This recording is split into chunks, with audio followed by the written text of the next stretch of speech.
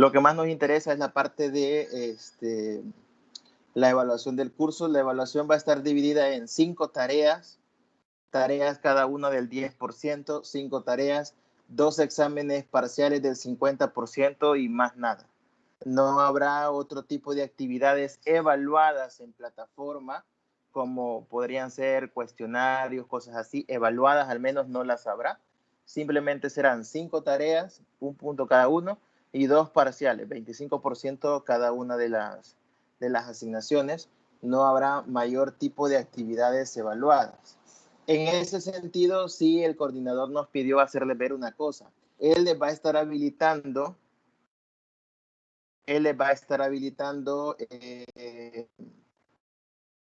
unos cuestionarios cada cierto tiempo, pero esos cuestionarios son simple y sencillamente para que usted los responda, pero no van a llevar nota en ciclo. Son como para practicar, digamos, practicar los conocimientos que ustedes van adquiriendo para estudiar y repasar un poco y que les sirva hasta cierto modo también para la parte de las evaluaciones de los exámenes, ¿no? Entonces, para eso es que se les van a colocar a ustedes la parte de las evaluaciones de esos examencitos cortos. Cuestionarios que les van a poner en la plataforma. Insisto, esos cuestionarios no son para que usted considere que se les va a evaluar, sino que simple y sencillamente es como para practicar los conocimientos que usted va a ir adquiriendo. En su momento, entonces, no se vayan a asustar porque vean que les aparece algún cuestionario por ahí en plataforma y que se les pide que lo contesten. No son cuestionarios que vayan a ir evaluados, repito, simple y sencillamente son cuestionarios a modo de práctica, ¿no? Para que usted ponga a prueba lo que usted va estudiando. Nada más. No sé si alguien tiene alguna pregunta con respecto a la parte de las orientaciones. Creo que no hay mayor cosa que comentar ahí. No hay mucho que decir. De mi parte no hay preguntas sobre eso. Ok, ¿alguien más que si tiene alguna pregunta? Por aquí les estoy compartiendo, ahí está. Por aquí les estoy compartiendo la parte de las orientaciones. No hay, o sea, siento yo que no hay mucho tampoco donde perdernos, ¿no? Está bastante claro, son 5 tareas, examen 1, examen 2 y ya. Ahí están los porcentajes también de cada una de las actividades. De mi parte, claro, también, Liz. Ok, perfecto. Bueno, esto es lo que más interesa. Sí les voy a pedir que muy a menudo se suele dar que uno se atrasa en la parte de la colocación de las tareas y cosas así. Si ustedes ven, respetando estas fechas, que las fechas de entrega se van acercando y por A o B motivo el documento de las tareas se tarda en estar listo para que esté disponible para ustedes, pues no duden en consultar y ahí hacemos las solicitudes y los averiguamientos pertinentes, porque a veces sí, suelen darse atrasos en la colocación de las tareas para ustedes, suelen atrasarse algunas veces esos documentos y bueno, en ese caso también se mueven las fechas de entrega, así que por eso no tengan pena con eso. Bueno, entonces, definido la parte de los horarios, de las tutorías de repaso y hablado ya, comentado la parte de las orientaciones, pues quizá vamos a ir comenzando propiamente con los contenidos que tenemos que revisar de la materia. Vamos a ver.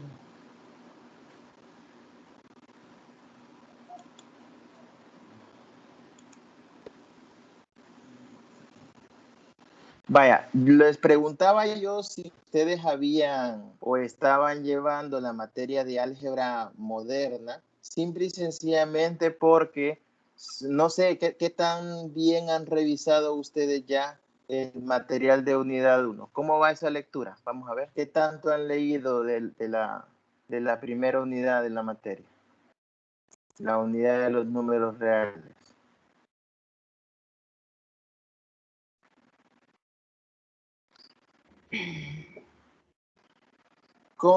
sin pena, con confianza. ¿Qué tanto han leído? ¿Más o menos? ¿Poco? Mire, ¿Nada? yo he Ajá. leído, pero la verdad es de que no, como que no mucho he comprendido. Tengo una idea sobre los teoremas que ahí se están en el Sí, material sí. uno, ¿verdad?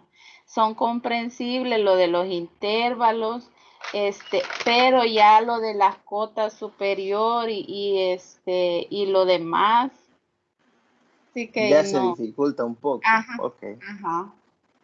Vaya, Y esta lo que primera veo unidad, también ajá, que también van a haber demostraciones, ¿verdad? Según el material tiene. y bastantes. Habrán Ajá. demostraciones y bastantes. En esta primera parte quizá no tanto, y las que hay tampoco es que sean así demasiado complicadas. Lo que sucede con esta materia, y lo podrán ver ustedes, y no se vayan a sorprender, es una cuestión en matemática muy normal, es que muy a menudo van a encontrar demostraciones donde uno se queda, bueno, ¿y esto de dónde lo ha sacado? Bueno, ¿y esto por qué lo pone así? Hay muchas pruebas o demostraciones que se hacen construyendo algunas expresiones, como lo veremos en un ejemplo por ahí en particular del material, que hay algunas pruebas donde el que hizo la demostración se le ocurrió, después de mucho pensar, alguna estrategia para resolverlos, creando expresiones que inicialmente no aparecen en los teoremas, ¿no? Ujú. Entonces, a veces es cuestión de tener esa capacidad que yo creo que todos la tenemos, pero no a todos nos es tan fácil verla. Entonces, esa capacidad para a veces ingeniárselas y decir, tengo que crear o usar una expresión de este tipo para hacer esta demostración, eso a veces es bastante complicado. Entonces, sí, habrá que recordar mucho la parte de métodos de demostración que ustedes vieron en En lógica, lógica. todo Ajá. eso de método de inducción, contradicción, método directo, que son los que más se ocupan, todos esos De ustedes inducción veo que es el que tienen que más ha revisarlo. utilizado. Por ahorita sí, el método de inducción es uno de los que más se utiliza. Eso tienen que repasarlo. Y lo que yo les preguntaba, volviendo al punto del álgebra moderna, es porque las primeras, ¿qué? 2, 3 páginas del material hacen referencia a contenidos que ustedes van a ver en su momento en álgebra moderna. Por eso les preguntaba si alguien ya la había llevado o no. Este contenido de la parte de cuerpos o campos, como también se les suele conocer, eso se ve más que nada en álgebra moderna. Ahí es donde ustedes lo revisan con un poquito más de detenimiento. Ricardo, bienvenido. Creo que tiene bastantes problemas con su conexión, ¿no, Ricardo? Sí, sí, licenciado, se me interrumpe cada momento, pero está Sí, grabándolo, ¿verdad? sí, correcto. Sí, yo digo Ok, que estoy grabando, ¿verdad? Sí. entonces, ¿cómo Para, quedaron? para martes a las 8. Ok, bueno, Quedamos para los martes a las 8. Okay. Bueno, entonces ahorita les estaba preguntando a los compañeros que cómo van con la lectura del material. Por ahí Idilia me decía que más o menos ha estudiado, pero que hay cosas que no termina de comprenderlas bien. No sé, Helen, Zulma o usted, Ricardo, ¿qué me pueden decir cómo va la lectura de ese material de unidad 1? Fíjense que es un material corto, solo son 13 paginitas.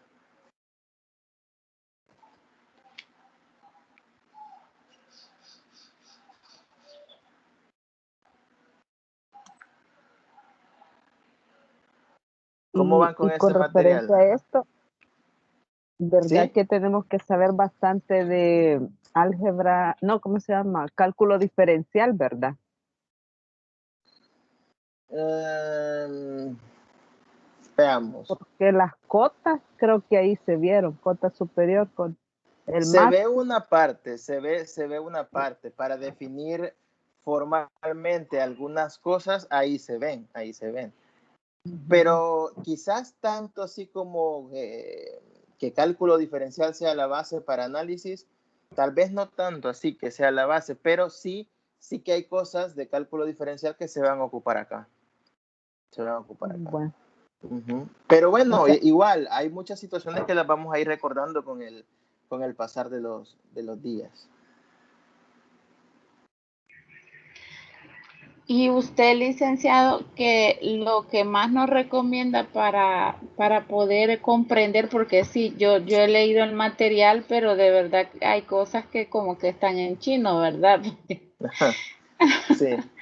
Pero que nosotros debamos reforzar para tener una comprensión mejor del material, ¿verdad? Como usted dice, fíjese que lo de las demostraciones de inducción, por ejemplo, asumen que uno ya se lo puede, ¿verdad? El método y omiten pasos para llegar a la demostración, que yo creo que, bueno, en mi Sí. caso es un problema en particular lo de las demostraciones, ¿verdad? Pero Sí, ajá. ahí me fijé en eso, que omiten bastantes pasos en los ejemplos que están en el material. Fíjese que tanto como que algo que tengan que repasar, bueno, está un poquito complicado porque esta materia es bastante extensa y es como una mezcla de varias Sí. cosas. Tienen que manejar bastante los métodos de demostración, por lo que si en un momento dado no se acuerdan de algo, hay que irlo a repasar, como usted misma acaba de decir, Idilia. Ellos dan por sentado que uno ya maneja los métodos de demostración, y es que lamentablemente así debería ser, ¿no? Los métodos de demostración yo sé que son una parte fundamental para todos los que estudiamos matemática, y al mismo tiempo sé que particularmente por la misma modalidad y por la misma forma como se imparte el curso, pues muchas veces puede quedar esa parte específica en la materia que tocaba. A veces no se trabaja como uno quisiera, ni como alumno ni como profesor. Repito, por la misma circunstancia de la modalidad, uno no puede hacer el énfasis que uno quisiera a esa parte. Y al final de cuentas, se lo pueden preguntar ustedes a esta primera generación que va saliendo de educación a distancia, que creo que una de las cosas que más se les dificultó fue esa parte de la demostración. Aprender a demostrar es algo indispensable en matemática, pero es algo que cuesta. Y la única forma de aprenderlo pues es con la práctica. Así que si algo tendrían que revisar o reforzar sería eso, la parte de las demostraciones, y también muchas cuestioncitas algebraicas, cosas que a veces uno puede ver de menos, como las factorizaciones, los productos notables. Todo eso hay que tratar de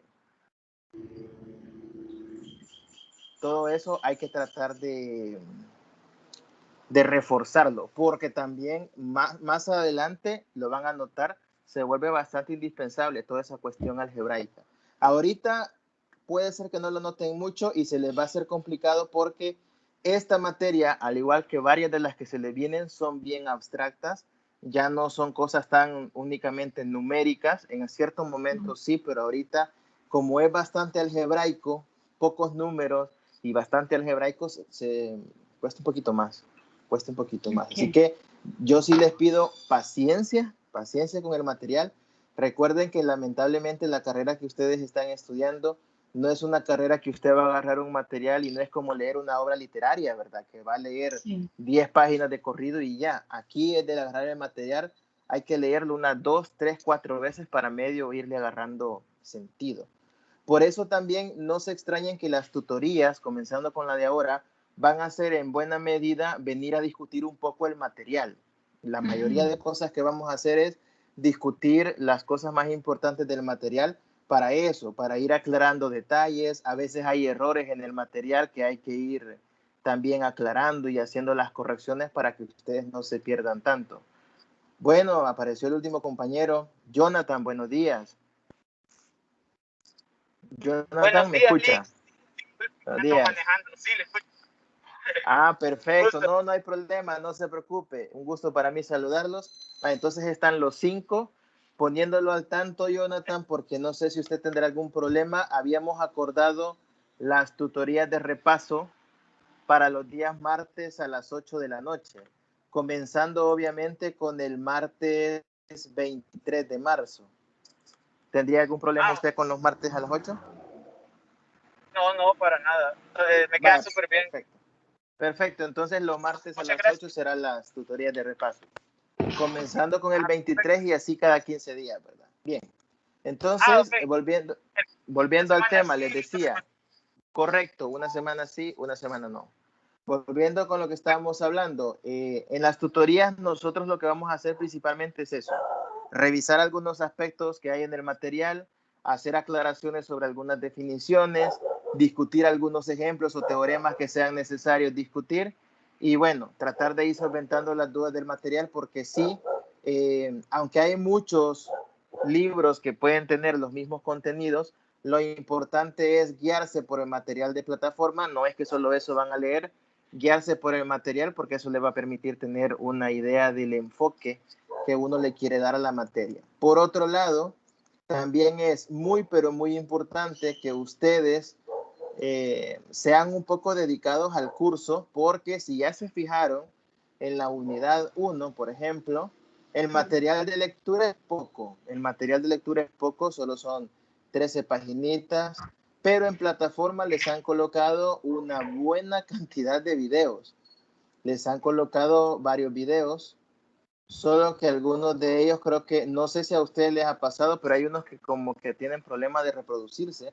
No sé si ya los intentaron revisar, pero yo estaba viendo y a mí me dan problema algunos videos para reproducirle. Hay 3, 4 que me dan problema. Sí, Lick, son los mismos, porque igual yo intenté verlos y no se podían. Sí. Bueno, entonces hay que revisar ahí los videos porque también, bueno, hay uno por ahí de un recordatorio del método de inducción. Esa parte del método de inducción es más que nada como recordatorio, ¿no? Para que usted vaya tratando de afinar detalles con respecto a las propiedades y a los pasos del método de inducción. Y de ahí en más otras cuestioncitas. Bueno, vamos a empezar entonces con la discusión un poco del material de la unidad 1.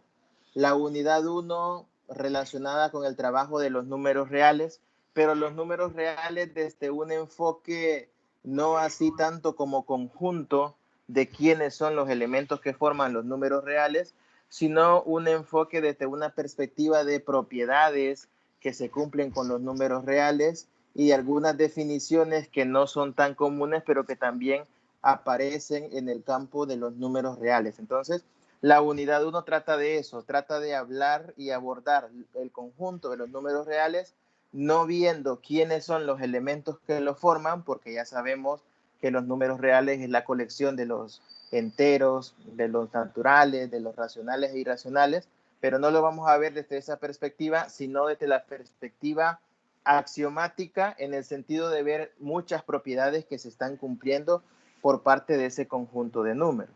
Así que voy a comenzar acá a compartir algunas cosas. Solo permítanme.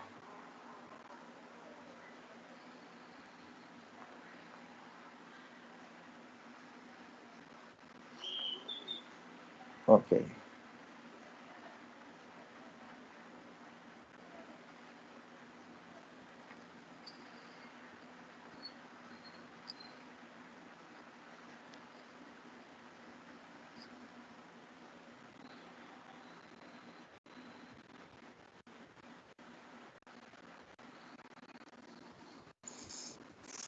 Vamos a ver.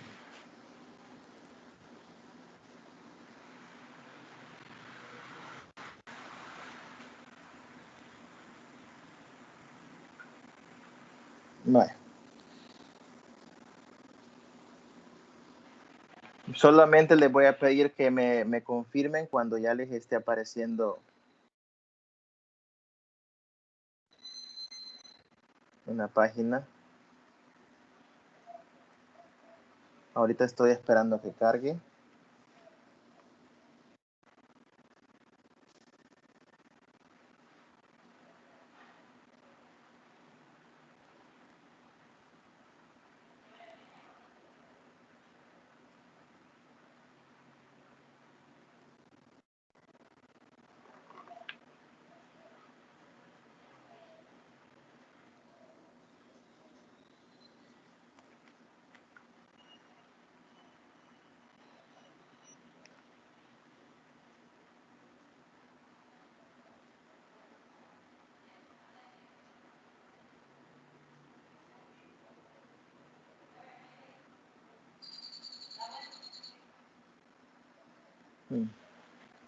Vamos a ver.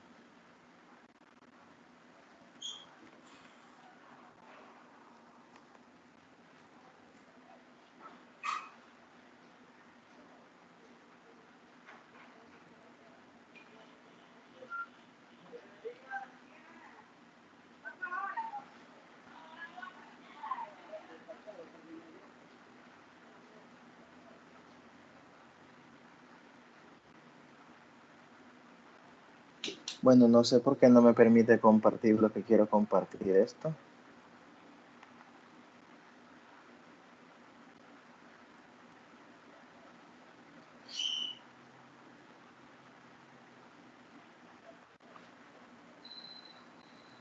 Permítanme un momento.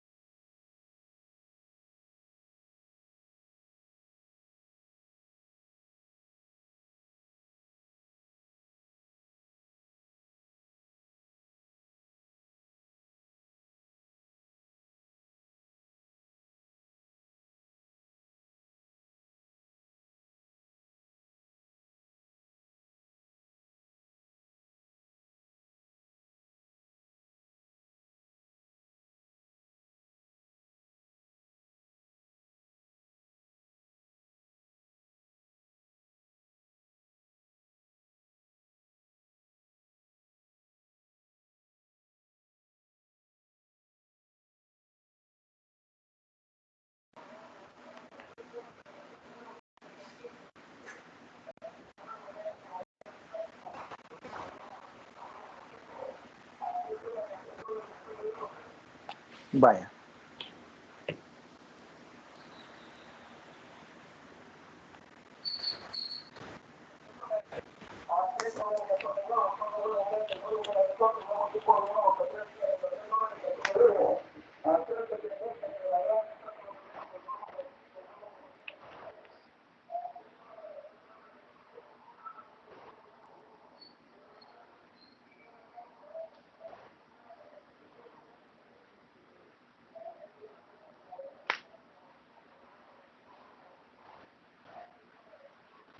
¿Me confirman entonces, chicos, en el momento que les aparezca por ahí una pizarra blanca compartiendo algunas cosas?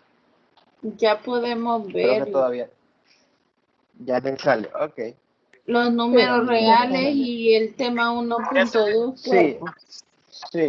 sí, correcto. Bueno, menos mal que a ustedes les sale porque yo tengo aquí una pantalla en teoría abierta acá, pero no me sale nada. ¿A todos les aparece ya? Sí. Ok. Sí. Bueno, pues este es el primer tema que aparece en el material y justamente esta definición de cuerpos para la parte de los números reales es una definición que ustedes van a ver cuando lleven álgebra moderna. Por ahí en álgebra moderna hay una cierta parte de la materia donde se ve el tema de cuerpos o campos, que en matemática es lo mismo. Un cuerpo y un campo es lo mismo. Entonces, los números reales son conocidos como un cuerpo o campo porque cumplen una cierta cantidad de axiomas o propiedades. Particularmente aquí le llaman axiomas, que son los axiomas de cuerpo. Estos axiomas no son nada más que ciertas propiedades que se van a terminar cumpliendo, ciertas propiedades que se van a terminar cumpliendo y que dependiendo de cuáles se cumplan en su momento en esa materia que les digo, hay diferentes tipos de clasificaciones que se le pueden dar a los conjuntos. Cuando se cumplen todas las que vamos a mencionar ahorita, es que el conjunto es llamado un cuerpo o campo, que repito, es lo mismo. Entonces, los números reales vistos como son un conjunto de números que cumplen ciertas propiedades.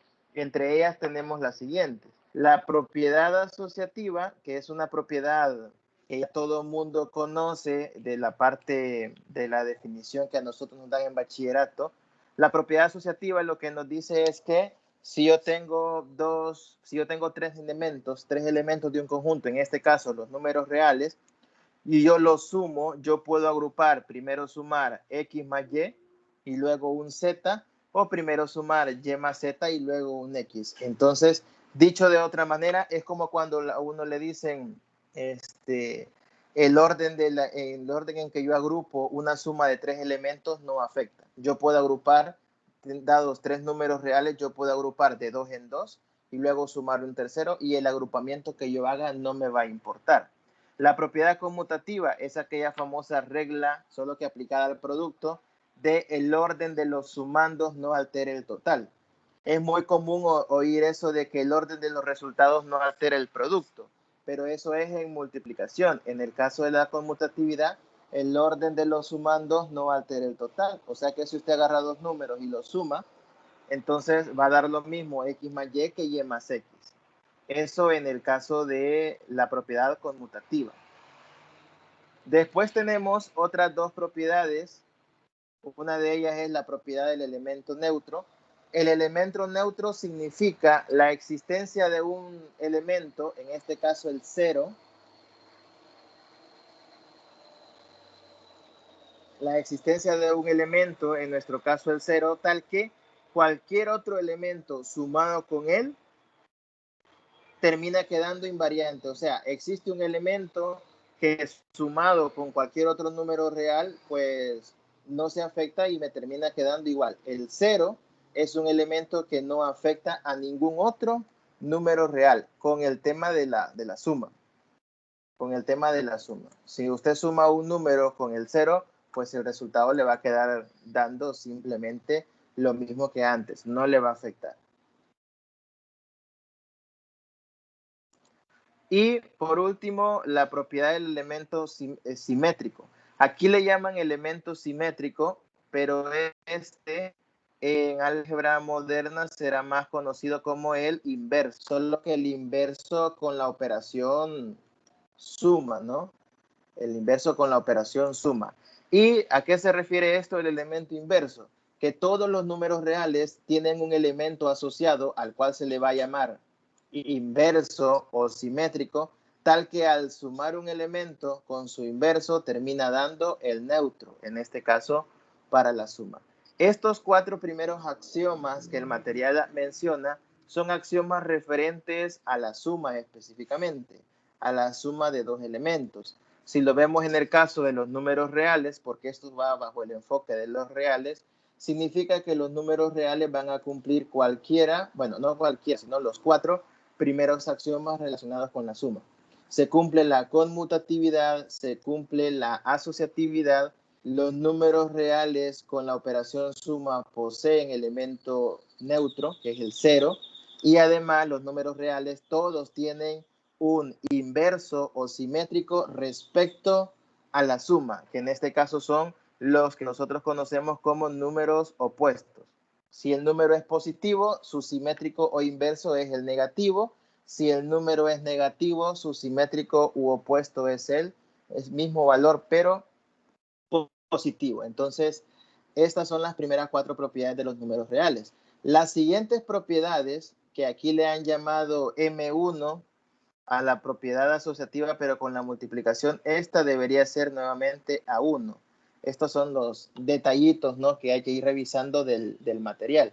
Estas cuatro propiedades que siguen, la asociativa, pero para el producto, la conmutativa, pero para el producto, el elemento neutro, pero para el producto, y el inverso multiplicativo, o lo que sería lo mismo que el inverso nada más, pero para el producto. Estas cuatro propiedades o axiomas que están acá son las mismas primeras cuatro, pero con la operación cambiada. Es con la operación producto.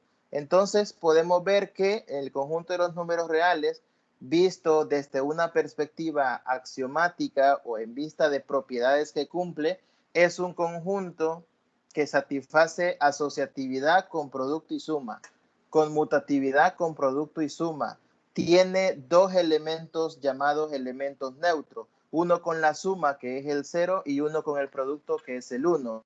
Tiene dos tipos de elementos inversos, uno llamado simétrico cuando es con la suma, que son los opuestos, y otro llamado inverso multiplicativo, que es cuando es el producto, que son los típicos recíprocos que uno maneja. Por ejemplo, aquí el inverso multiplicativo lo han puesto en general, pero el inverso multiplicativo dice que son todos los números de la forma x a la menos 1, o todos los elementos así, tal que x operado con x a la menos 1 le da el 1. Entonces, si yo tuviera el número 2, 2 multiplicado por 2 a la menos 1 dará 1, sí, pero esto se cumple cuando 2 a la menos 1 sea 1 sobre 2. Y esto en efecto le da 1. Como para ir nosotros poniendo en práctica esta definición axiomática de números reales. Todas estas propiedades que ya ha llegado a este punto son 8.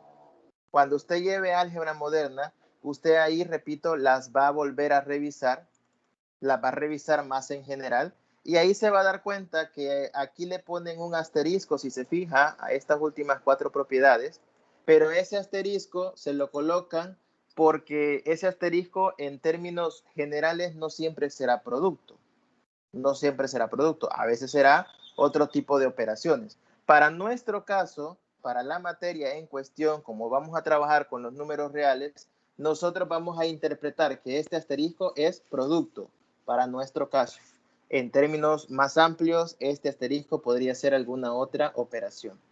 Por eso este x a la menos 1 al final no se lo ponen como 1 sobre x, porque x a la menos 1 es 1 sobre x cuando estamos específicamente con los números reales. Cuando usted ya está con otro tipo de conjuntos, x a la menos 1 será otra cosa. X a la menos 1 será otra cosa. Pero eso lo dejamos para la materia de álgebra, que ahí se van a dar gusto ustedes viendo todo este tipo de situaciones. Ahorita estamos específicamente con los números reales nada más. Entonces, los números reales cumplen estas 8 propiedades y cumplen 2 más. Las 2 más que cumplen son las llamadas axiomas de distributividad o propiedades distributivas. Son 2 propiedades en una. Se les llama distributivas, pero la ven desde 2 perspectivas y por eso terminan siendo 2 propiedades en una. La distributividad es distributividad del producto sobre la suma. En el sentido que usted puede tener x multiplicado por y más z y entonces distribuye x por y y x por z. Y da lo mismo si tiene el producto del lado izquierdo, como es la primera ecuación que usted ve acá, así tiene el producto del lado derecho. O sea que usted puede distribuir de manera equitativa un valor a la izquierda o un valor a la derecha, y esta sería distributividad del producto sobre la suma, en el caso, insisto, de los números reales.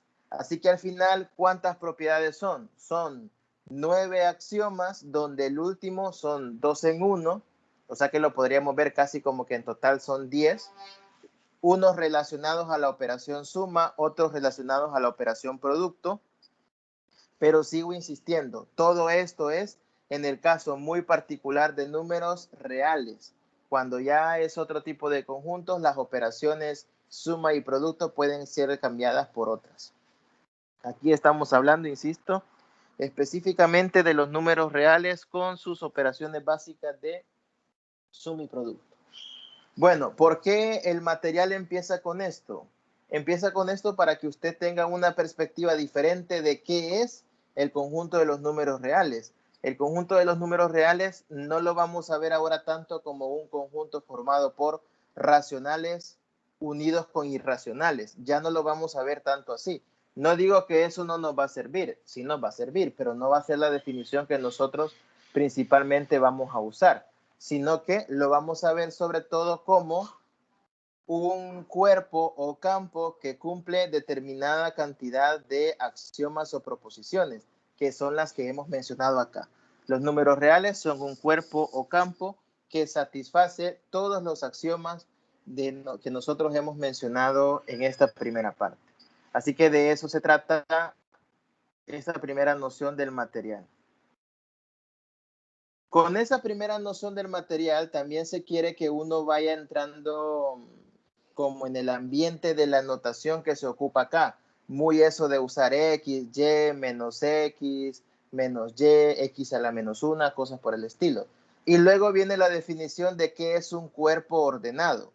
Un cuerpo es un conjunto que cumple todos los axiomas que acabamos de mencionar, que son 9 en total, donde el último se divide en 2. Entonces, un cuerpo cumple los 9 axiomas que yo mencioné anteriormente, y particularmente cuando son los números reales, son con las operaciones suma y producto.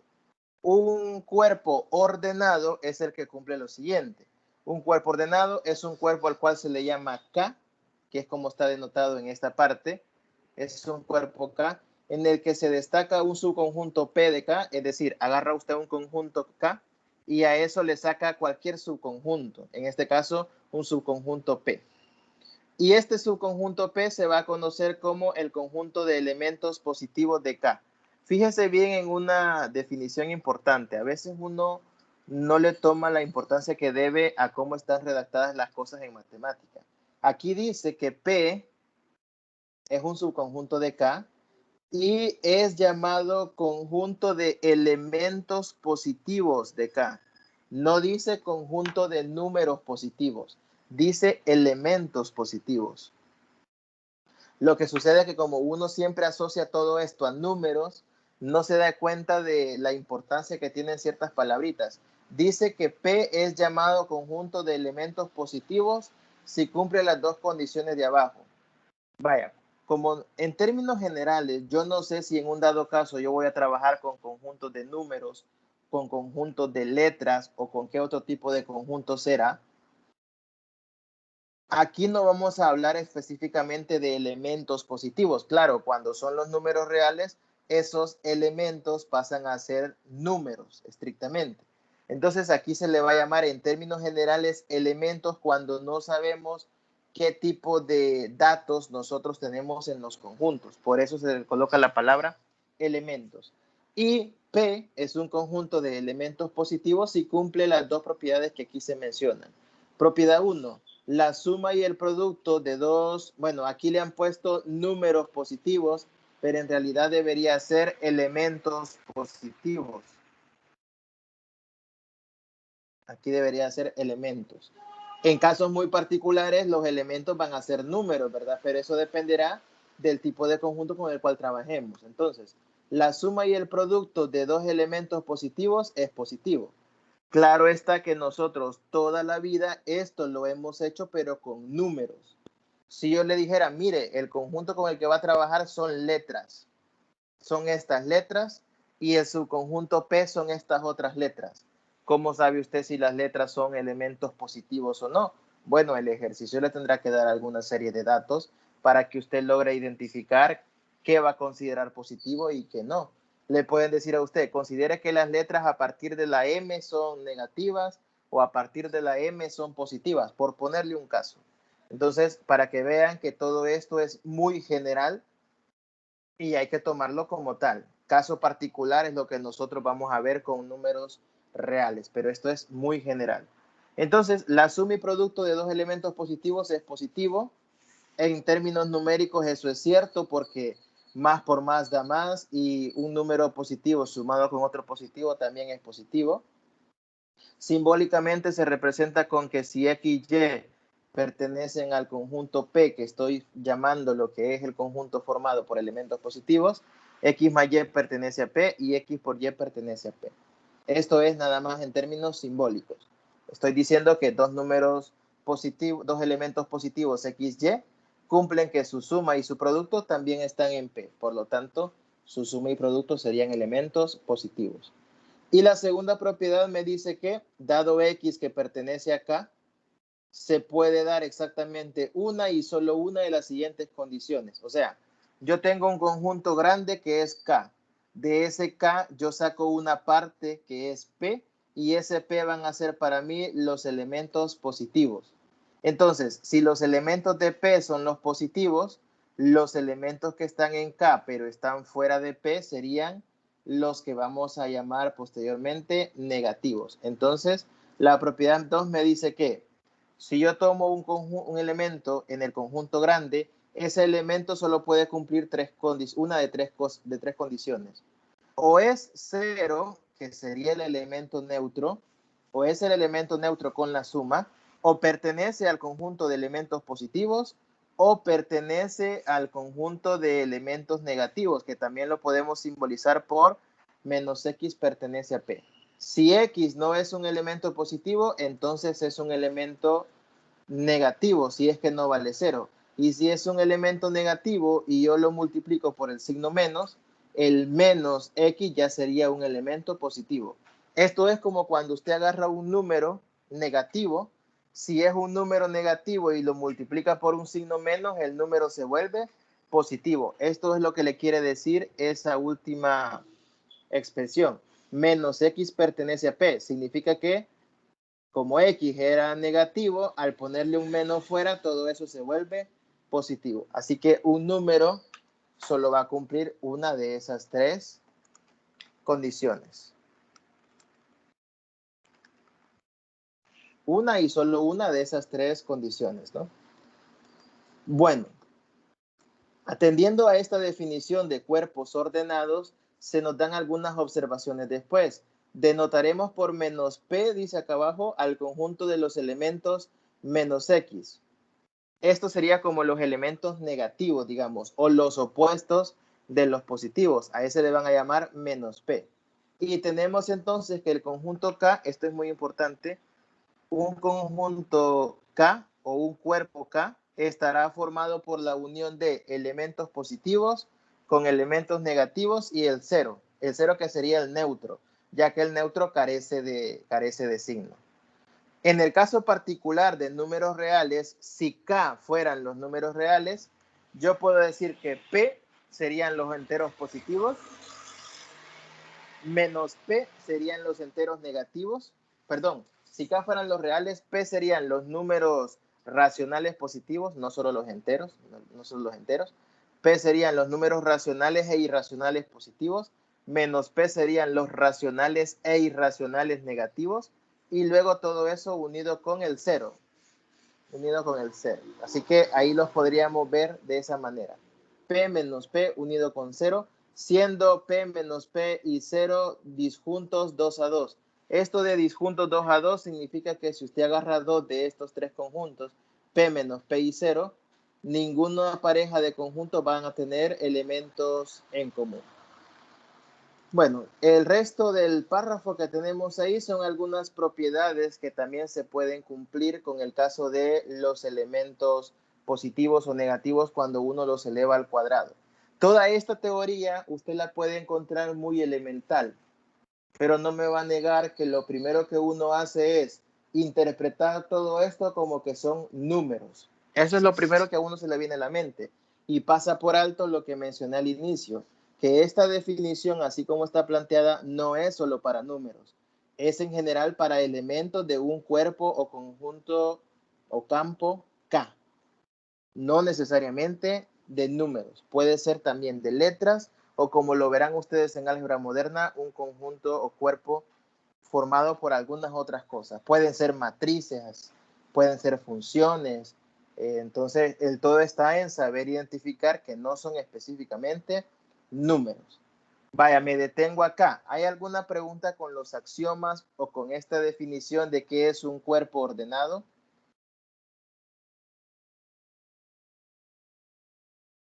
Un cuerpo ordenado es aquel donde al final usted puede encontrar un subconjunto P al cual cumple con estas dos condiciones, la P1 y la P sub 2. Repito, un cuerpo ordenado es un cuerpo K donde usted puede sacar un subconjunto P que esté formado por elementos positivos y que cumpla estas dos condiciones. En ese caso estamos hablando de un cuerpo ordenado. ¿Alguna pregunta con esto?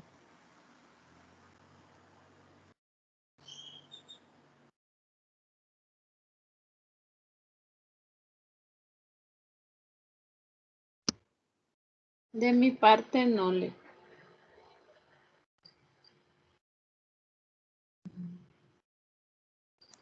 Vaya. Insisto, ¿verdad? Y no me cansaré de repetirlo, tanto los axiomas anteriores de un cuerpo como esta definición de cuerpo ordenado son definiciones muy generales para conjuntos muy generales, pero que nosotros los vamos a usar desde la perspectiva de los números reales. Así que ojo con ese detalle. Ya cuando uno lo ve todo como números reales, ya uno cae en que particularmente ahí quién es el P, los positivos, quién es menos P, los negativos y todo lo demás. Y luego tenemos otra definición que es la 1.6, la de cuerpos completos. Mencionamos estas tres definiciones para ir en orden: cuerpo, cuerpo ordenado, cuerpo completo. Un cuerpo completo es cuando todo subconjunto X de K no vacío, acotado superiormente, posee supremo. De esta la menciono ahorita porque este tema 1.6 es uno de los que vamos a trabajar en la tutoría de repaso. Este es lo que vamos a dejar pendiente hoy para trabajar. Vamos a hablar un poco más de los contenidos asociados con las otras definiciones que ya vimos, y esta del 1.6 de cuerpos completos es lo que vamos a ver en la siguiente tutoría de repaso. Entonces, aquí me habla de que un cuerpo ordenado K, cuando me dice un cuerpo ordenado, es porque usted debe de suponer que K ya cumple tanto con los 9 axiomas iniciales como también con poseer un subconjunto P de elementos positivos, como lo vimos antes. Entonces, esta primera parte de que se inicia con un cuerpo ordenado ya es algo bastante extenso. No es solo, es un cuerpo ordenado ya. Eso implica bastante. Eso implica los 9 axiomas iniciales que se cumplen y además implica que existe un subconjunto P de elementos positivos cumpliendo las dos propiedades que antes mencionábamos.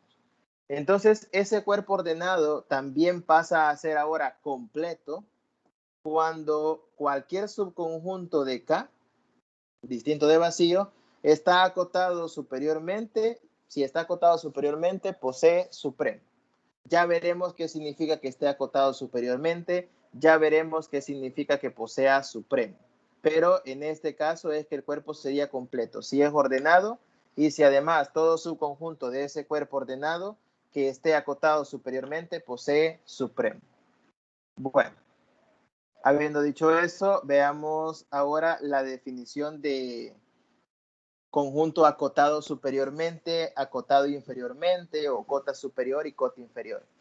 Ahora sí, esta definición sigue siendo una definición muy general, la que se va a trabajar, sigue siendo una definición muy general, pero también nosotros lo vamos a ver un poco asociado al conjunto de los números reales. Vaya, fijémonos en lo siguiente. Dice acá, un subconjunto X de un cuerpo ordenado K, entendiendo, insisto, cuando ya me dicen cuerpo ordenado, se da a entender de que el conjunto con el que voy a trabajar es un conjunto que tiene elementos positivos, elementos negativos y el cero, que particularmente con los reales son los positivos, los negativos y el cero. Este conjunto acá se dice que es acotado superiormente cuando exista un número B o un elemento B que pertenezca al cuerpo, tal que B es mayor o igual que X para todo X en X mayúscula. Vaya, leer esto matemáticamente es un tanto complicado porque a veces usan las mismas letras, solo que unas mayúsculas, unas minúsculas. Entonces uno mismo se equivoca cuando dice para todo X que pertenece a X. Simbólicamente no da tanto problema, pero leerlo sí, un poquito. ¿Qué significa en términos muy sencillos que esté acotado superiormente? Significa que usted tenga un conjunto cualquiera y usted siempre puede encontrar un número que sea más grande que todos los elementos de ese conjunto. Entonces, aquí, por ejemplo, le están diciendo, es acotado superiormente cuando existe un B que pertenece al cuerpo, tal que B es mayor o igual que todos los elementos del subconjunto. Particularmente, para que lo veamos con un ejemplo concreto, imaginémonos que K es el conjunto de los números reales, es el conjunto de todos los números reales. Entonces voy a tomar yo un subconjunto de K, al cual en esta definición le han llamado X, un subconjunto de K. Entonces, un subconjunto cualquiera de los números reales podría ser, digamos, un intervalo que es uno de los más fáciles de ver. Le voy a poner yo el intervalo de -2 a 10, por poner un ejemplo. Entonces, este intervalo, para saber si está acotado superiormente, lo que usted necesita es ver si existe algún elemento en el cuerpo, en este caso en los reales, que sea mayor o igual que todos los elementos del X. ¿Existirá algún número real que es mayor o igual que todos los elementos de X? ¿Sí o no? ¿Y cuál sería? Denme un número real que sea mayor que todos los elementos en X. Mayor o igual. Ajá. Un ejemplo de un número real que sea mayor o igual que todos los elementos de X.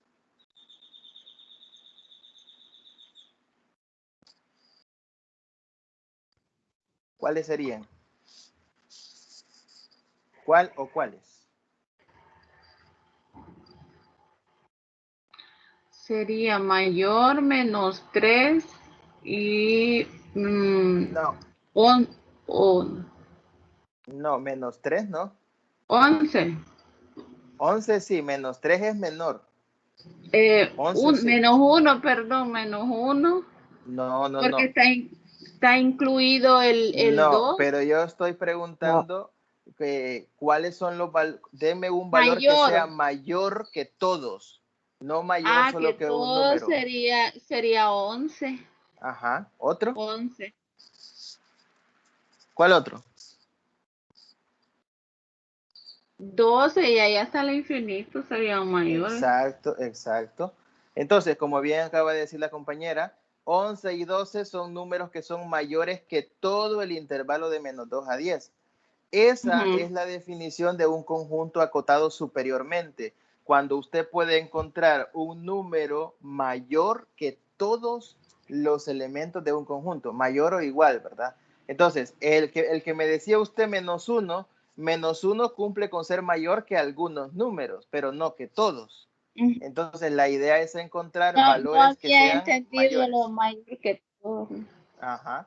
Entonces, si Ajá. usted logra encontrar elementos que sean mayores que todos los del conjunto, mayores o iguales, en ese sentido, fíjese que el 10 también cumpliría para la parte de acotado, porque el 10 está incluido en X, pero el 10 es mayor que todos y particularmente igual que el último elemento del conjunto. Entonces, el 10 también serviría. Entonces, esos elementos, cuando usted logra encontrar por lo menos uno que cumpla eso, se dice que el conjunto es acotado superiormente. El conjunto es acotado superiormente. Y la colección de todos esos elementos que cumplen con ser mayores o iguales que los elementos del conjunto, es a lo que se lo llama conjunto de cotas superiores. Súper. Como ven aquí en la definición dice, y bueno, le pone un ejemplo, ¿no? En otras palabras, X está incluido en el intervalo de menos infinito a B. Cada B que pertenece acá con esta propiedad se llama cota superior. Esto último que está acá, lo que le quiere decir es lo que acabo de mencionar, en el sentido que todos los números que cumplen con ser mayores o iguales que X son llamados cotas superiores, cada uno de esos elementos. Entonces, por ejemplo, le voy a poner aquí, si B vale 11, los casos que me ponían, si B vale 10, B vale 11, B vale 20, todos estos son a los que vamos a llamar cotas superiores. O sea, todos los elementos que cumplan eso son cotas superiores. Y la colección total de estos elementos es a lo que vamos a llamar conjunto de cotas superiores. Todos los que cumplan esto. ¿Cuál sería entonces el conjunto de cotas superiores en este caso? El conjunto de cotas superiores serían todos los números que van desde 10 hasta infinito. Porque 10 es el valor, es el primer valor que cumple con ser mayor o igual que todo X. De ahí para arriba, como dijo Idilia, pues todos van a cumplir. Así que todo el conjunto de 10 a infinito serían el conjunto de cotas superiores. De manera similar, pero al revés, se define el conjunto acotado inferiormente y el conjunto de cotas inferiores. En el sentido que Los conjuntos acotados inferiormente es cuando existe un elemento, aquí le llaman A, aquí le han colocado A, cuando existe un elemento A en el cuerpo, de manera que A es lo contrario, menor o igual que todos los elementos del conjunto. Aquí sí, ya entra el -3 que mencionaba Idilia. -3 es un número que es menor que todo el intervalo de -2 a 10. Entonces, -3 es una cota inferior del conjunto X que yo he puesto acá. -3 es una cota inferior, -4 sería cota inferior, -5, -6 y así sucesivamente. Todos esos numeritos que son menores que todo el intervalo, menores o iguales, cumplen con ser cotas inferiores. Con uno que exista ya el conjunto es acotado inferiormente y todos los que cumplen son cotas inferiores. Entonces le voy a poner acá, si A vale, por ejemplo, -2, el -2 se toma en cuenta porque aunque pertenece a X, la definición dice que cumpla con ser menor o igual. Entonces el -2 cumple con ser igual al menor elemento del conjunto, así que es el primero que cumple la definición. A igual -2, A igual -3, A igual -20, cosas así. Todos estos son cotas inferiores. Y luego también está el conjunto de cotas inferiores. Conjunto de cotas inferiores, que en este caso serían desde -infinito hasta -2, incluyéndolo. No pasen por alto los corchetes si van abiertos o si van cerrados. Eso es muy importante para saber si van o no van a tomar en cuenta si van o no van a tomar en cuenta los extremos del intervalo.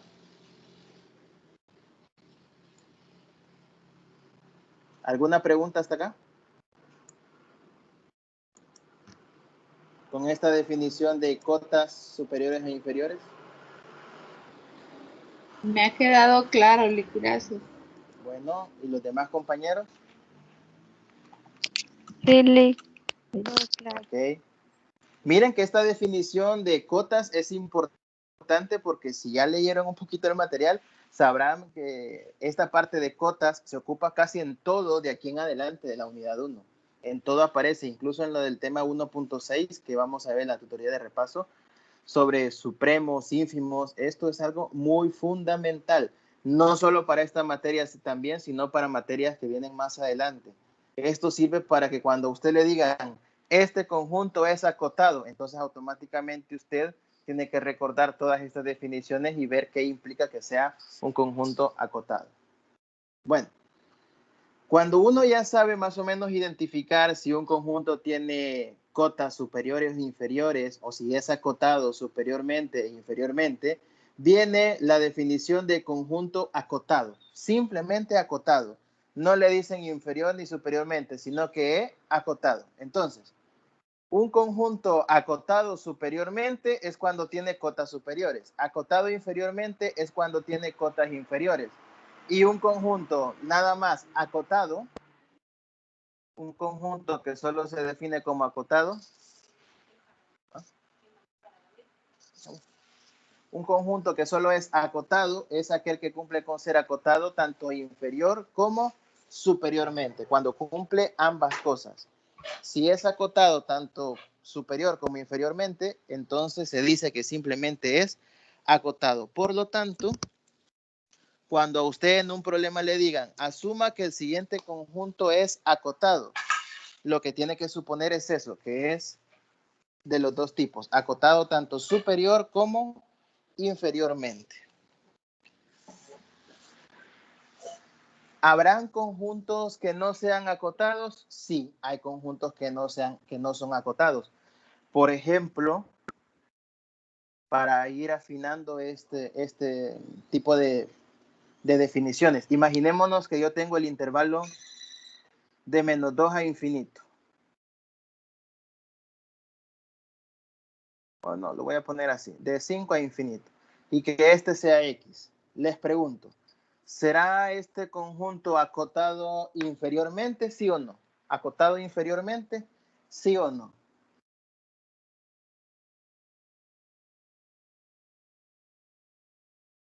¿Será acotado inferiormente?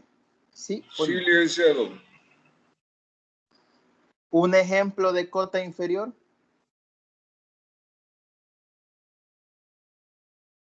¿Un ejemplo de cota inferior cuál sería?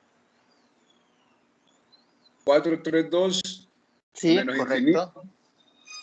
Bueno, el menos infinito quizás no, por la misma razón de que no está definido, pero sí, 432, y si lo viéramos ya como conjunto sería de menos infinito hasta 5. El 5 inclusive, porque aunque pertenece a X por la misma definición, menor o igual, el 5 se va en cuenta. Ahora bien, cotas superiores, ¿el conjunto tendrá cotas superiores? La respuesta es que no. ¿Por qué? Porque como se va para infinito, nosotros nunca vamos a poder encontrar un número mayor que todos los elementos de X. Entonces, este conjunto no posee cotas superiores. No posee cotas superiores. Una Y pregunta, como licenciado. no, diga, Cuando es abierto, entonces no se posee cota, no está limitado, no está determinado. no necesariamente, porque yo le puedo poner este otro conjunto de 5 a 3, abierto en 3, digamos. De 5 a 3, perdón, que estoy poniendo. De 5 a 10, abierto, por decir algo. De 5 a 10, así. Abierto en 10. Y ese sí tiene cotas. O sea, el detalle es que usted, aunque el intervalo sea abierto o cerrado, si usted puede identificar un número más grande que todo el intervalo, ya tiene cota superior. O si es menor que todo el intervalo, ya tiene cota inferior. Por ejemplo, acá, en este segundo caso que le pongo, es fácil ver que el 13 es mayor que todo el intervalo, ¿verdad? Aunque va abierto.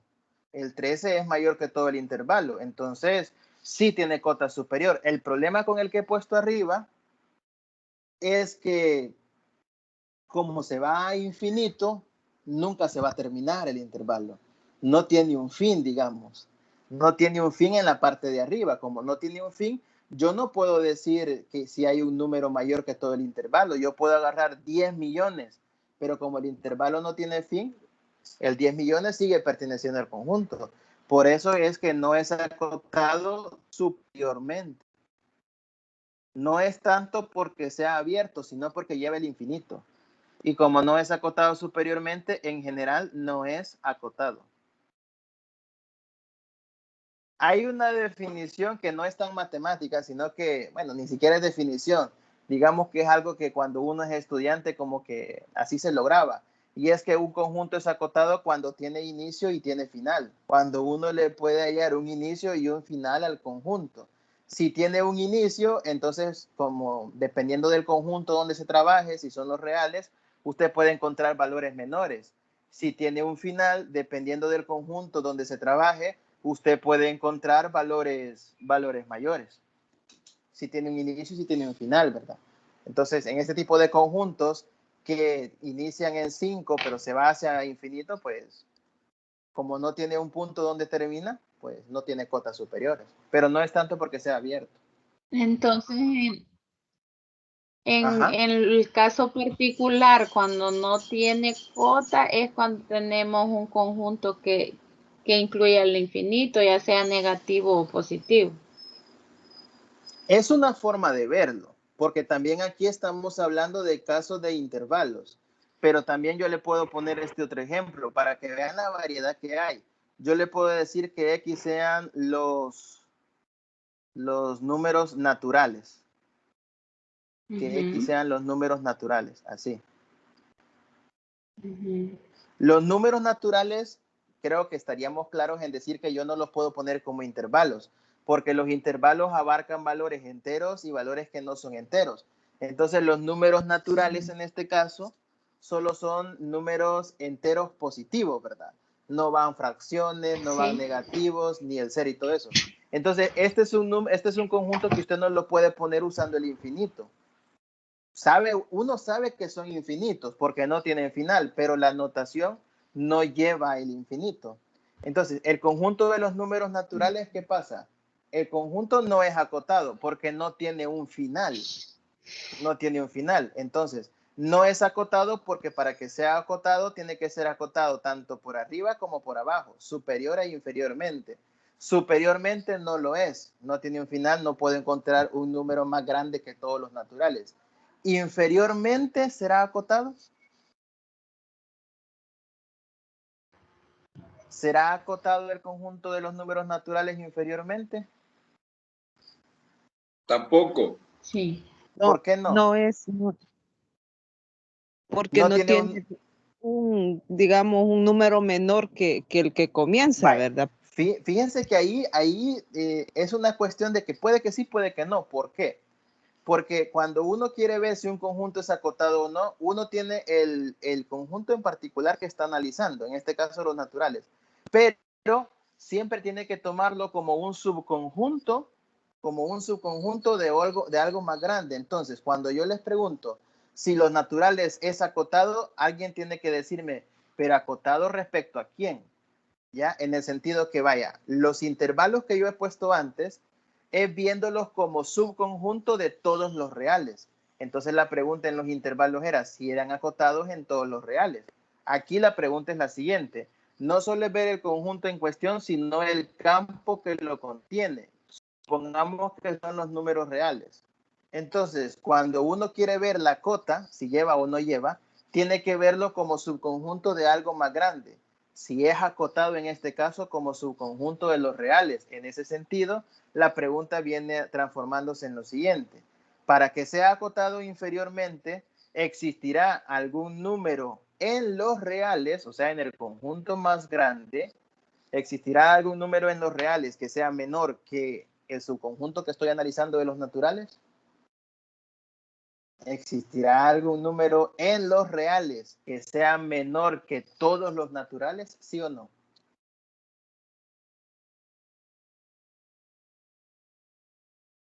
¿Sí o no?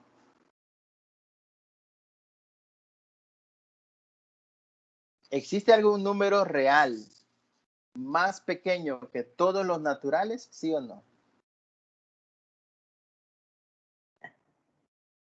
Los negativos, ¿verdad? Serían, ¿verdad? Correcto, correcto. Los negativos y todos, ¿no? Los enteros, los racionales y irracionales negativos, incluyendo el cero, que también es menor que todos los naturales. Entonces, por eso le digo que hay que ver el contexto. Siempre cuando uno analiza cotas, le van a dar a usted el conjunto global y le van a dar el subconjunto. Usted va a analizar el subconjunto, pero las cotas usted las va a buscar en el conjunto global.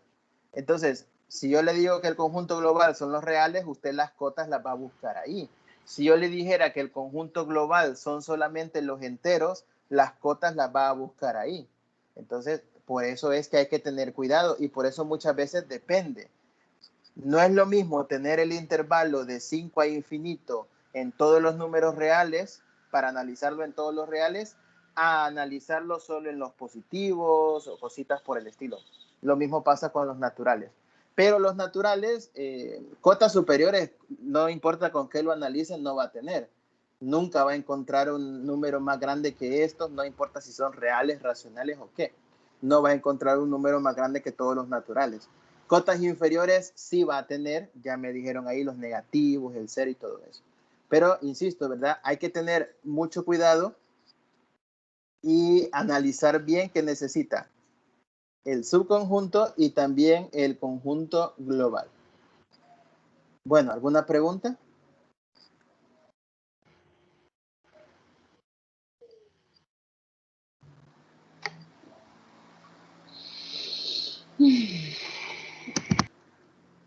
Ok, ese suspiro, no sé si es de vamos bien o ay Dios, vamos mal. Bueno, yo creo que algunas cositas ya se deberían ir afinando. El problema es que cuando uno va entendiendo más cosas, también van surgiendo a la vez más preguntas, ¿no? Sobre otro tipo de situaciones. Pero bueno, ahí vamos, de a poquito, de a poquito. Vaya, veamos lo siguiente. Ok, con la definición de cotas superiores e inferiores, conjuntos acotados, vienen otras dos definiciones muy importantes, que son supremo e ínfimo de un conjunto.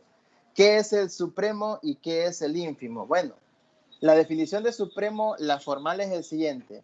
Si yo tengo un cuerpo ordenado K y un subconjunto acotado superiormente, aquí estamos hablando de que vamos a trabajar con un conjunto global K, un subconjunto X, como lo estuvimos mencionando hace poco, y estamos suponiendo que el subconjunto X es acotado superiormente.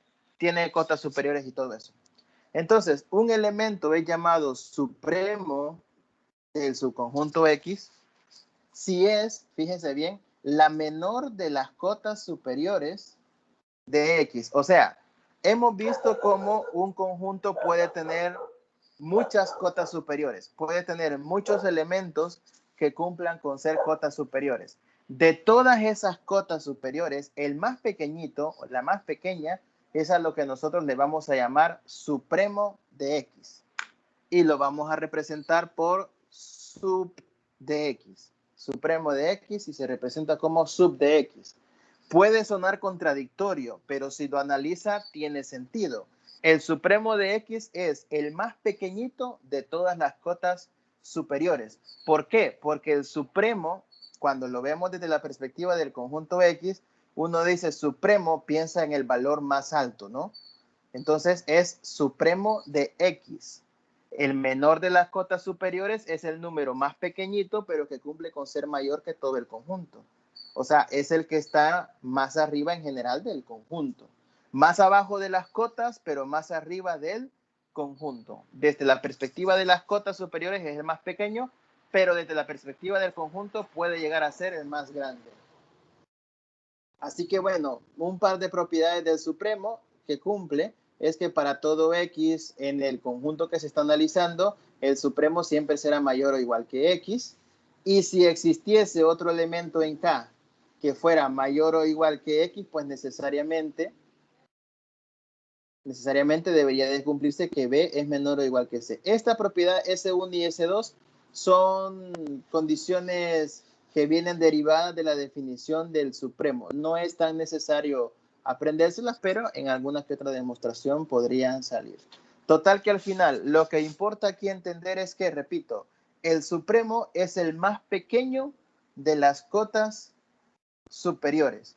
Por otro lado, de manera bastante equivalente, el ínfimo de un conjunto que se denota por inf de Y le ponen acá, porque al conjunto le llaman Y. El ínfimo es el más grande de todas las cotas inferiores.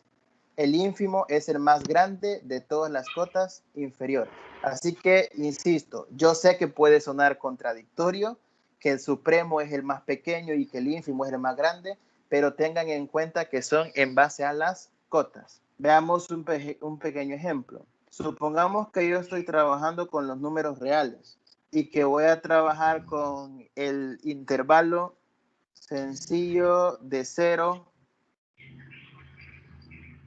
a 4, abierto todo el conjunto, de 0 a 4. Entonces, con este conjunto, con este cuerpo de los reales y el subconjunto X, la pregunta es si tiene supremo e ínfimo y cuál sería. Veamos las cotas. Las cotas superiores uno usualmente las puede poner como CS y las cotas inferiores como CI para no escribir tanto. Las cotas superiores, CS, ¿cuáles serían? De lo que vimos antes. ¿Cuál sería el conjunto de todas las cotas superiores de ese intervalo? ¿Cuál sería? 3.9. 5. No. Ajá. De 4 a más infinito. No, de Correcto. 4. De De 4.1. No, 4 no, no, de porque 4. no. 4 no sería porque no está abierto el interno. No, pero el conjunto de cotas, las cotas, la condición es que sea estrictamente mayor o en el peor de los casos puede ser igual a algún elemento, pero que sea mayor que todos o igual. En ese sentido, si el intervalo va abierto o va cerrado, para cuestión de cotas no importa. El extremo se toma. El 4 cumpliría con ser mayor que todo el intervalo. No iría incluido, pero cumple con ser mayor. Así que el 4 va incluido en las cotas superiores, de 4 a infinito. Pero es muy buena esa observación porque sí puede generar confusión. Para efectos de las cotas, no importa si el elemento va o no en el intervalo. Si es un extremo del intervalo, va incluido como cota, superior o inferior, según corresponda. Y las inferiores entonces irían Sí incluye, de, eso. de menos infinito a cero. Ajá. ¿Qué iba a decir, Idile? Eso le iba a decir que si incluíamos el 4 tendría que ir cerrado el intervalo, ¿verdad? Para representarlo ya como cota superior. Sí, pero en las cotas ya lo puse cerrado, si se fijan. Ajá. En las cotas va cerrado. Entonces, ahí hay que tener mucho cuidado. Eso quizás es como una regla no escrita, ¿verdad? Que los extremos de un intervalo, salvo que sean infinitos, que lo vimos antes, que es un caso que no se toma en cuenta, pero si los extremos del intervalo van abiertos o van cerrados, eso no importa. Esos numeritos de los extremos siempre son cotas, superior o inferior, según sea el caso, pero son cotas. Y entonces sí irían abiertas sí en el intervalo, pero como cotas iría cerrado. Así que vaya, ahí tenemos las cotas superiores y las cotas inferiores. Ahora veamos, ¿quién sería el supremo? El sub de X, ¿y quién sería el ínfimo? El inf de X. El supremo es el más pequeño de todas las cotas superiores. ¿Cuál es? Cero. Las cotas superiores. Cuatro Vea las sería. cotas El superiores. Es 4. 4. El 4. Sí, es 4. 4, correcto. Es el más pequeño de todas las cotas superiores. Y el ínfimo es al revés, es el más grande de las inferiores. ¿Cuál es? El 0. Ajá, el 0, ahí está. ¿No? Eso es todo. Una vez usted ya tiene sus conjuntos de cotas, sacar el supremo y el ínfimo no es tan difícil. El supremo es el más pequeño de las superiores, el ínfimo es el más grande de las inferiores. Ahora, fíjense que el supremo y el ínfimo algunas veces también van a pertenecer al conjunto en estudio, otras veces no. Si el intervalo, por ejemplo, es cerrado, pertenecen. Si el intervalo es abierto, no pertenecen. Así que puede ser que sí, puede ser que no. Ahora, ¿por qué lo de supremo e ínfimo? O sea, ¿por qué esos nombres, verdad? ¿Por qué esa definición tan contradictoria de que el supremo sea el más pequeño y el ínfimo el más grande? ¿Y qué no debería ser que el supremo por el nombre fuera el más grande y el ínfimo fuera el más pequeño? Bueno, lo que pasa es que se sacan en base a las cotas, pero los nombres se los ponen más que nada por el conjunto. Vea el conjunto que estábamos analizando, de 0 a 4. El 4 prácticamente vendría siendo, salvo que en este caso no va incluido, pero el 4 es como el valor más grande del intervalo y el 0 es como el valor más pequeño del intervalo en estudio. Entonces, los nombres vienen más apegados al intervalo que se está estudiando y no tanto a las cotas. Los nombres, pero se sacan de las cotas, ¿verdad? Entonces, los nombres vienen relacionados más con el conjunto. Ahora, si un conjunto no tiene cotas superiores, como vimos el intervalo anterior, pues supremo no va a tener. Si un conjunto no tiene cotas inferiores, pues ínfimo no va a tener. Así que también puede darse ese caso. Y otra definición que no aparece en el material, pero que en algunas demostraciones creo que se han confundido un poco a la hora de redactarlo, es la definición de máximo y mínimo. El máximo y mínimo, yo no sé si yo no lo he leído bien, pero creo que no aparece en el material. La definición tal cual de máximo y mínimo de un conjunto. Sin embargo, lo utilizan en algunas demostraciones. En algunas lo han utilizado bien, en otras no lo han utilizado bien. Y aclaro el punto siguiente. El máximo y mínimo de un conjunto son los mismos supremo e ínfimo, pero cuando el supremo y el ínfimo pertenecen también al conjunto X. ¿Qué quiero decir con esto? Imagínense que el intervalo que yo estoy estudiando acá hubiese sido cerrado en ambos extremos, que hubiese sido el 0,4 pero cerrado. Si hubiese sido cerrado en los dos extremos, no me van a negar que el supremo y el ínfimo siguen siendo los mismos. Las cotas no cambiarían, pero el supremo y el ínfimo pertenecerían al conjunto. Cuando el supremo y el ínfimo pertenecen al conjunto que se está estudiando, entonces el supremo se convierte en máximo y el ínfimo se convierte en mínimo del conjunto. Pero cuando los supremos e ínfimos no pertenecen al conjunto, entonces se dice que el conjunto no tiene supremo o no tiene ínfimo. Así que esa es la diferencia entre supremo, ínfimo, máximo y mínimo. El supremo y el máximo son lo mismo cuando pertenecen al conjunto. El ínfimo y el mínimo son lo mismo cuando pertenecen al conjunto. En ese sentido, supremo e ínfimo, usted siempre lo va a poder calcular siempre y cuando hayan cotas, pero el máximo y el mínimo no siempre lo va a poder calcular, porque el máximo y el mínimo no solo depende de que hayan cotas, sino que depende de que el supremo y el ínfimo pertenezcan o no al conjunto. Bueno, y esto ha sido analizar simplemente intervalos. Recuerden que también les pueden poner conjuntos que no sean intervalos, como el conjunto de los números reales, por ejemplo, de los números naturales, perdón, que no son intervalos y que se pueden encontrar acotados solamente por un extremo. Bien, para ir avanzando, no sé si alguien tiene alguna pregunta con esta definición de ínfimo, supremo.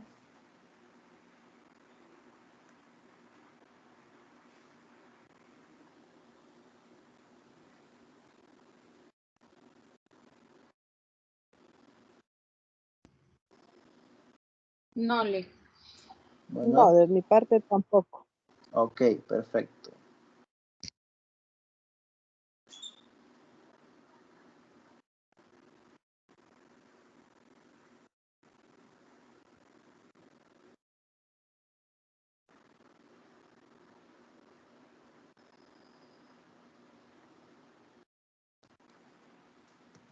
Bueno, vamos a seguir. Vaya, ahí en el material, luego de ver estas definiciones, hay algunos pequeños ejemplos. El ejemplo 1, que estamos viendo acá, es un ejemplo, pero más que nada de la parte de los axiomas de números reales. Repito, estas son cosas que ustedes van a profundizar en álgebra moderna, pero en el ejemplo 1 les dan el conjunto Z sub 2. A estos conjuntos se les conoce como conjunto de enteros módulo 2. Son conjuntos de residuos también, módulo 2, se les llama en algunas ocasiones. Son todos los posibles residuos que deja un número cuando lo divide por 2. Si usted agarra cualquier número que en esta vida se le pueda ocurrir, entero obviamente, y lo divide por 2, siempre le va a dejar residuo 0 cuando es división exacta, o residuo 1 cuando sea un número impar. Entonces, lo que le han puesto acá es como una muestra de las diferentes operaciones que se pueden realizar y donde se verifica pues la conmutatividad en las operaciones, ¿no? Para este conjunto, la conmutatividad de la operación 0, 1, 1 más 0, bueno, 0 más 1 es 1, 1 más 0 es 1 también. Le dicen que 1 más 1 es 0. Las operaciones 0 más 0 también es 0. Estas son las operaciones con la suma. Estas operaciones se las colocan para que usted vea que se cumple la conmutatividad. Se cumple la conmutatividad. Y también le colocan la del producto. 0 por 1, 0. 1 por 1, 1. 1 por 0 también. 1 por 0 es 0. Y la otra de 0 por 0 es 0. Esas son las operaciones con el producto. Creo que con las operaciones de productos entre números no hay ningún problema, pero no sé si usted ve algo raro en las sumas o no ve nada raro en las sumas. No, en 1 más 1 igual a 0. En 1 más 1 igual a 0, sí. Cuando uno está viendo este tema, yo siempre bromeo con mis estudiantes en otra universidad cuando es presencial normal. Yo siempre bromeo en el sentido que cuando uno ve este tema bastante amplio y pone estos ejemplos, si uno se pone con los estudiantes en clase como que está repasando las operaciones y dice 1 más 1, 0, 2 más 3, 2, 2 por 2, 1, cosas por el estilo, si alguien pasa y lo oye a uno diciendo eso, dirá, ¿qué le están enseñando a estas personas? ¿Por qué le están enseñando esas barbaridades? Pero no es tan así. Estos conjuntos son conjuntos tan pero tan especiales que rompen un poco los conocimientos que uno tiene de operaciones aritméticas. Repito, esto usted lo va a profundizar en álgebra, pero para darles una idea de qué estamos hablando. Este ejemplo se lo ponen para que uno vea cómo funcionan un poco los axiomas en algunos conjuntos que son de números, pero que no son los tradicionales que uno maneja. Este conjunto Z2, llamado conjunto modular, es un conjunto que se trabaja con las operaciones de suma y producto. Normalmente en los libros incluso aparecen así: la suma encerrada en un círculo y el producto simbolizado por una X en un círculo. Normalmente los ponen así, como queriendo dar a entender que la suma y producto no son la suma y producto tradicional al que uno está acostumbrado. El resultado de sumar y operar cualquier pareja de números de este conjunto tiene que ser siempre un número de este mismo conjunto. Se le llama conjuntos residuales porque el resultado de sus elementos son todos los posibles residuos, como ya dije, de dividir un número por 2. Entonces, todas las operaciones que usted haga le tienen que dar 0 o le tienen que dar 1. ¿Por qué es entonces que el 1 más 1 es 0? En condiciones normales sabemos que 1 más 1 es 2, ¿sí? En condiciones normales. Pero como este conjunto es conjunto de residuos, el 2, ¿qué residuo le deja cuando lo divide por 2? Si usted divide 2 entre 2, ¿qué residuo le deja? 0. 1. 0. 0. No, 2 entre 2 es entre un 2. residuo, no cociente, residuo. Ajá. Ajá. Le deja residuo 0. Igual Residuo el 0 uno. al dividir por 2. No. 1 entre, Porque el divida 1 entre resultado 2. de 1 más 1 es 0. Y como No, dice usted que es por eso le digo, 1 más 1 en términos generales es 2, pero este resultado, el residuo al dividirlo por 2 es 0, por eso es que se coloca que 1 más 1 es 0. O sea, lo que estoy explicando ya. ahorita es por qué ese resultado fuera de lo normal. Quizás para que se entienda un poco mejor la lógica, se lo voy a poner con otro conjunto. Vaya, Z5. Este ya es más bonito porque ya tiene más números. Z5 son todos los residuos que un número puede dejar cuando lo divide por 5. Y no tiene mucha ciencia sacar los elementos. Los elementos siempre van desde 0 hasta un número menos que el que lleva Z. Si dice Z5 va de 0 a 4. Esos son los posibles residuos. Y usted lo puede constatar. Agarre cualquier número que se le ocurra, divídalo por 5 y va a sacar uno de estos 4 números. No hay más opciones. O saca 0, 1, 2, 3 o 4. Entonces, imagínense en este Z5, ¿cuánto cree que daría la suma de 3 más 4? ¿Cuánto cree que daría 3 más 4 en ese conjunto? Vamos a ver. 3 más 4 en condiciones normales, ¿cuánto es? 7, ¿verdad? 7. Agarre 7, divídalo, pero ahora por 5, porque estamos en Z5. 7 entre 5, ¿cuánto le deja de residuo?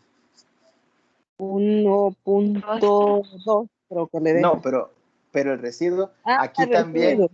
Cero. también hay otra cosa que hay que uno Dos. hacer memoria de cuando a uno le Ok. enseñaban a dividir, no me acuerdo en qué grado, pero las divisiones aquellas de 7 llevar. entre 5, ajá, las divisiones más viejitas, 7 entre 5, Ajá, es a 1 y me sobran 2. Aquí está el residuo. ajá. Entonces, 3 más 4 es 2. Uno coloca de resultado el residuo. ¿Va? Ya entendí. Veamos con un producto. La idea es la misma. Imagínense, 3 por 3. 3 por 3 es 9, ¿verdad? En condiciones normales. Sí. Pero agarre 9, divídalo por 5, es 1 y llevo 4. 9 entre 5 es cociente 1 y llevo 4. Así que 3 por 3 es 4. 3 por 3 es 4. Esa es la lógica en cómo funcionan estos conjuntos. Los conjuntos numéricos uno los puede ver, solo es el 0 y 1. Sí, pero la lógica de las operaciones cambia un poco. Algunas se van a mantener normal, pero también hay una regla que dice, el resultado es normal cuando el valor queda dentro del conjunto en cuestión. Es decir, mientras a usted el resultado le dé entre 0 y 4 no hay problema. El problema es cuando ya se sale de ese conjunto. Uno siempre va a buscar el residuo. Así que esa es la forma como se operan este tipo de conjuntos. Y el ejemplo se lo ponen no tanto para que uno repase cómo se forman estos conjuntos, que insisto, Esto lo va a ver usted más detenidamente en álgebra. Esto se lo ponen solo para que vean cómo funcionan los axiomas. Aquí le mencionan el simétrico y el inverso de un número es el mismo número. Bueno, en este caso, el neutro, si lo queremos terminar de concretar, el neutro con el caso de la suma, el neutro con la suma es el 0 y el neutro con el producto es el 1. Que en este caso no hay nada nuevo ni raro porque tanto el 0, sale pues acá es 0, tanto el 0 como el 1 pertenecen al conjunto. Y le dice que los simétricos y el inversos son el mismo número. ¿Por qué? La definición de neutro es que, la definición de simétrico, perdón, es que un número operado con otro dé como resultado el neutro de la suma. Es decir, el simétrico, que era el simétrico de 0, que lo puedo ver como menos 0, 0 más menos 0 tendría que dar 0. ¿Quién es el número que operado con 0 da 0? Con la suma, en este caso es el mismo 0. ¿Sí? ¿Quién es el simétrico de 1? Bueno, el simétrico de 1 es un número menos 1 que sumado con 1 da 0, por la definición de los axiomas. ¿Quién es entonces el simétrico de 1? ¿O quién sería el equivalente al menos 1 acá? El mismo 1, porque según la tabla, 1 más 1 da 0. Entonces, la primera línea de lo que he puesto abajo, 0 más menos 0 y 1 más menos 1, menos 0 y menos 1 no están definidos ni existen así tal cual acá. Menos 0 y menos 1. De hecho, 0 ni signo tiene. Yo le pongo menos 0 y menos 1 para hacer la analogía con los números simétricos. Pues los simétricos los colocan con un menos X, le ponen en la definición. Entonces aquí es, ¿quién sería simétrico de 0? Es menos 0, y en este caso menos 0 es el mismo 0. ¿Quién sería simétrico de 1? Se representa como menos 1, y en este caso sería el mismo 1, porque es un número que operado con 1 le dé 0, que sería pues el mismo 1, ya que 1 más 1 es 0. Esto es para ver un poco, repito, cómo funcionan las propiedades de los axiomas. Si estuviéramos propiamente en esta materia, estas últimas propiedades de los simétricos e inversos se pueden analizar de una mejor forma elaborando algo que uno llama tablas de Cayley, le llaman en su momento.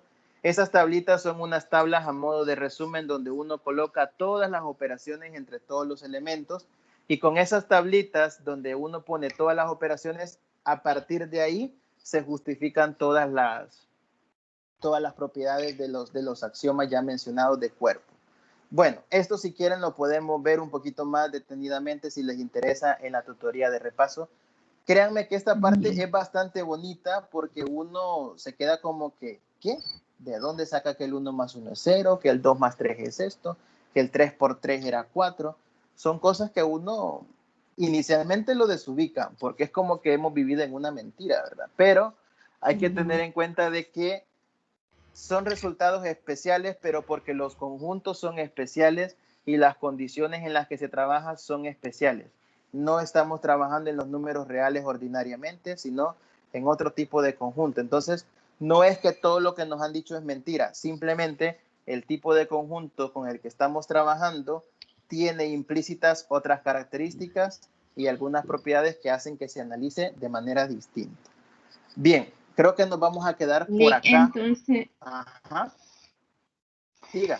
para entender sería que el conjunto Z, ¿Sí? que está el 2 sería el dividendo, y Sí, todo correcto. lo que formamos del conjunto en sí, todas las sumas y las multiplicaciones, lo dividimos por eso y ese sería Sí, el correcto. resultado, sería, El ¿verdad? subíndice de la n lo puede ver El como muy bien ha residuo. dicho usted, como el Ajá, dividendo. No, perdón, el divisor. El ajá, subíndice pues es sí, el el divisor. divisor. El subíndice Ajá. es el divisor de las divisiones y todos los resultados van a ser los posibles residuos de dividir entre ese número. Sí. Ah, ok. Uh-huh. Bueno, pero Licenciado, insisto, disculpe. diga. Óigame, no quiero por favor, del teorema 1, la demostración del teorema 1. Tengo duda en unos pasos. La demostración del teorema 1. O sea, en la página 8. Vaya. Ahorita vamos. Lo voy a bueno, esa la teníamos que discutir, pero no nos iba a alcanzar el tiempo, pero la voy a poner para aclarar lo que usted me quiera preguntar. Ahorita vamos. ¿Dónde estamos? No, quiero ver. Este es. Vamos a ver.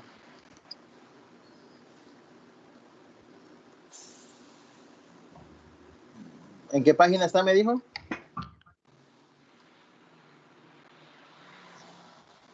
Página 8, dijo.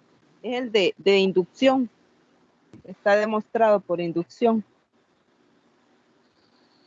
Pero en la página 8. Es la desigualdad de Bernoulli, creo que es. Sí, pero no es la página 8. La 8, no, número 8, 1.4 tiene antes de los intervalos. Ajá. Sí, es página 8.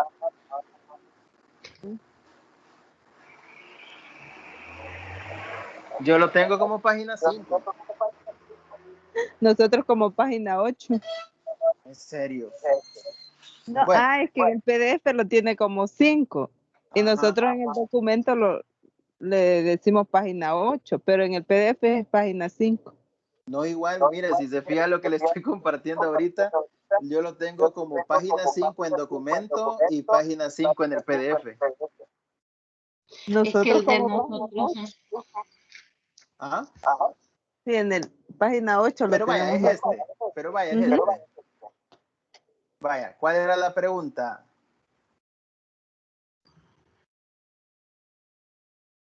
¿Ricardo?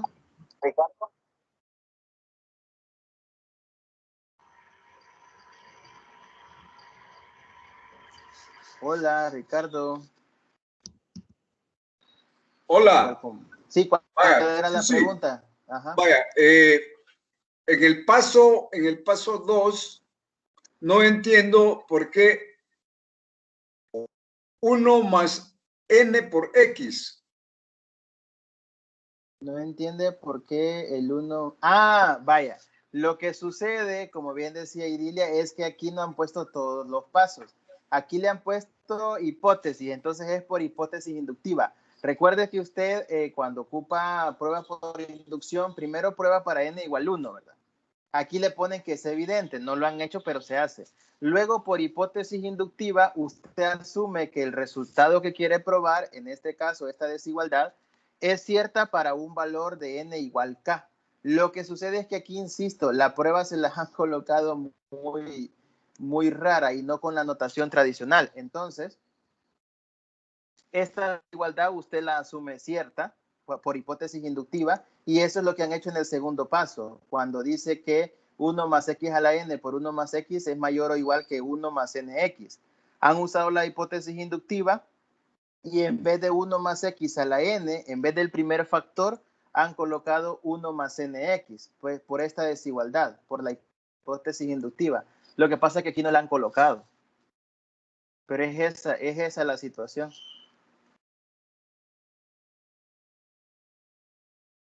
No sé si se entiende o no.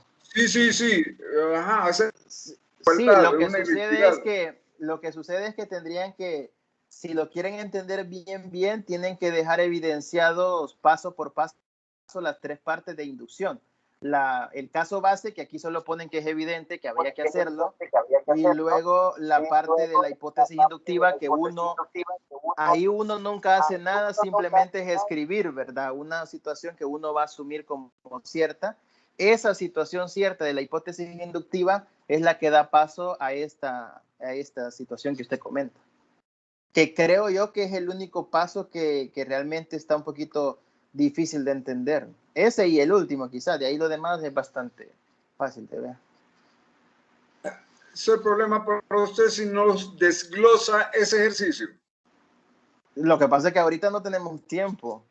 No, cuando lo No, grabe, no sé. de hecho, fíjese que, bueno, voy a dejar de compartir esto. De hecho, lo que pasa es que por la situación del tiempo, no me fue posible por el tiempo, pero les voy a compartir un poco lo que me falta, lo que me faltó en la tutoría de hoy, que aquí lo tenía preparado para que vean que no les miento. Vaya, aquí teníamos que discutir el ejemplo 1 que más o menos lo estábamos viendo. Teníamos que discutir un poco el ejemplo 2, aquí lo tenía yo colocado, el ejemplo 2. Y también lo siguiente que venía después de discutir un poco el ejemplo 2 era justamente la prueba de la desigualdad de Bernoulli, que ahí la íbamos a ver con los pasos que en el material no está. Ahora, todo esto que se nos ha quedado pendiente, discutir el tema, el ejemplo 2, el teorema de Bernoulli y también luego un poco el teorema 2, y por último este otro ejemplo, el ejemplo 3, esto lo vamos a ver en la tutoría de repaso, así que no tengan pena que ahí vamos a ver todo eso nuevamente. Ahí vamos a tratar de solventar todas las dudas.